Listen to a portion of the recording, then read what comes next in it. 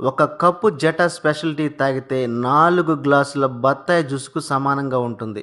ఇది తేయాకు మొక్క మొదటి పైభాగంలో ఉన్న లేత చిగురు ఆకులతో మాత్రమే తయారవుతుంది. అయితే టీలో 2 రకాలున్నాయి. ఒకటి లీఫ్ టీ, రెండవది డస్ట్ టీ.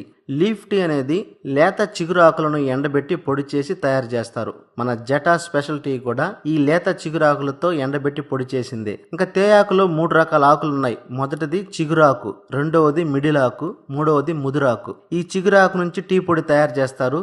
మన జెటా స్పెషల్ టీ కూడా లేత చిగురాకుల నుంచి తయారు చేసిందే. ఇక మిడిల్ ఆకు, ముదురాకులతో టీ పొడి కూడా తయారు చేస్తారు. అయితే దీని తయారీలో టానిన్ అనే ఆల్కహాల్ కంటెంట్ ను కలుపుతారు. ఈ ఆల్కహాల్ కంటెంట్ మనం రోజు ఎక్కువ సార్లు టీ తాగడానికి ప్రేరేపిస్తూ ఉంటుంది. దీనివల్ల మనకు గ్యాస్ ప్రాబ్లం, జీర్ణ సమస్యలు, ఆకలి వేయకపోవడం, అల్సర్ వంటి సమస్యలు ఏర్పడతాయి. కాబట్టి చాలా వరకు ఈ డస్ట్ టీని అవాయిడ్ చేయడమే మంచిది. అయితే లేత చిగురాకులతో తయారు చేసిన వెస్టేజ్